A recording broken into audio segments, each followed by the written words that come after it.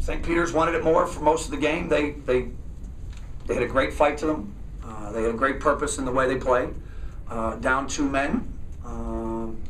They didn't let it stop them. Their determination, their execution, their will was, for most of the night, greater than ours. We're not talented enough to get in our own way and still be a quality opponent. And whether it's missed free throws, turnovers, lack of execution, whatever it may be, we just kept getting in our own way tonight, and especially the upperclassmen.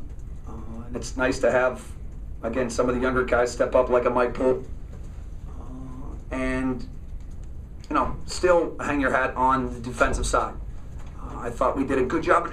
I thought we did a good job in the first half. It's just when you give them the ball, and they had 16 points off our turnovers in the first half. So just a frustrating night, but very fortunate to come away with a victory. Mike, the free throw shooting, is it fatigue or is it more than that?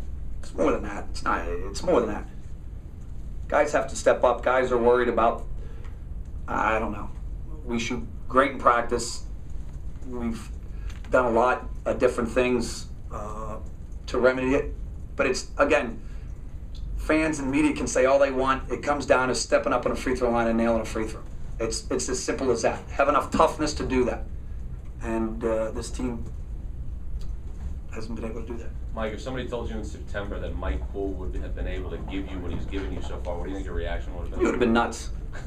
Because Mike had more moving parts to his shot than any high school basketball player. Again, if I'd have told you Mike Poole would even shoot 7 shots, we were going to lose pretty badly. So, again, 2 assists, 5 rebounds, 14 points, did a tremendous job. Defensive side, gets lost every once in a while, but he's a freshman. I loved our fight from, he wouldn't let us lose. He didn't leave on Christmas break. The rest of our guys were a foot out the door, apparently. As a defensive coach and somebody who's just coming from the mid-major level last year, obviously you don't have a reverence for St. Peter's when you play them, but as you look at John's team, are they a team that you enjoy watching? Oh, on film, I love them. They play together. The defensive side, they help each other so much. It's a shame what happened to those 2 players, because they're starting to come around and play basketball. And so they will be good news. I guess they'll get both of those guys back in 2 or 3 weeks. So John has done a tremendous job, well coached. I love their fight. Coach, in a game like this, you're playing in the mode of what they put in the 50s and low 60s. That was important to try to get your guys out to get a quick start, run as quick as you can, because if you don't play that way, you fall into the trap that you did tonight. No question. Again, we're going to have to play in the 50s and 60s in the Big East.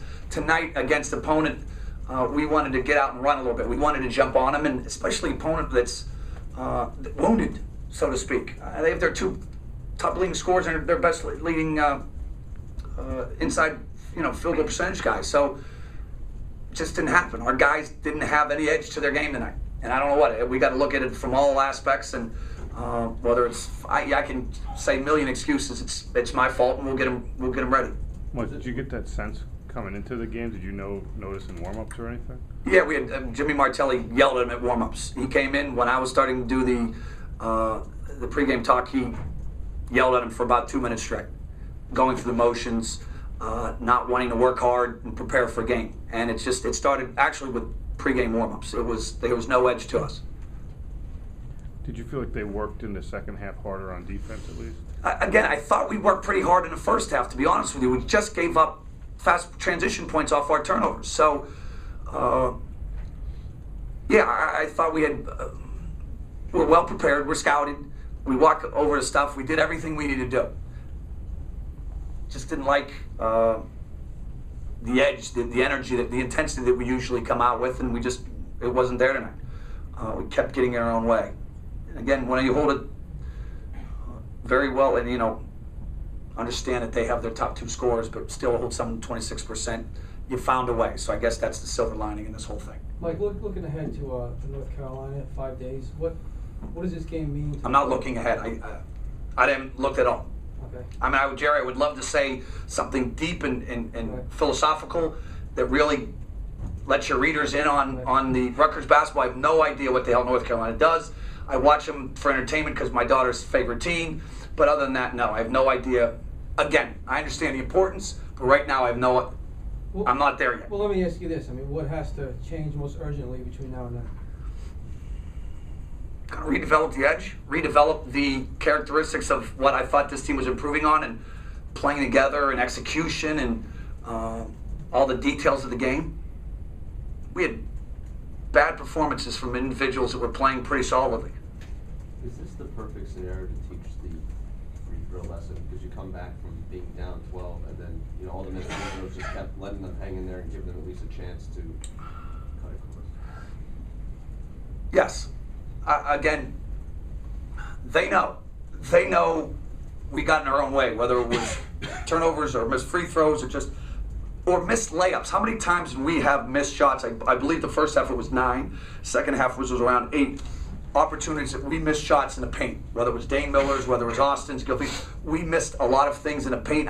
We didn't have that toughness tonight, that game toughness that we've developed a little bit, and so we'll learn a lot from this game. Believe me, we'll have it's all basketball now, and we'll make sure we go over some of the mistakes, and hopefully we because again, I know what North Carolina has. I don't know what they have because I haven't watched film on them. 2 more questions? Mike, you give the guys next 2 days, full days off? Yes. I threatened them somewhere between 6-minute mark that we're going to have 2 practices tomorrow. I think that was the great coaching that inspired them. But no, yeah, we'll have 24th and 25th, and we'll go twice on 26th. Does this team need a break at this point? Do they need to sort of decompress from basketball and going on? Hey, after this performance, maybe I should say yes. I don't know what this team needs. This team needs to really understand who they are, and every single night try as hard as they can to work the formula, to prepare and everything else, and it just wasn't because we're not good enough. And I keep telling them this, and maybe people are patting them on the backs too much. I'm gonna have to have them punch the bag a little bit more and understand who they are and what people really think of them. Thank you, Coach. Thank you, gentlemen. Thanks, guys.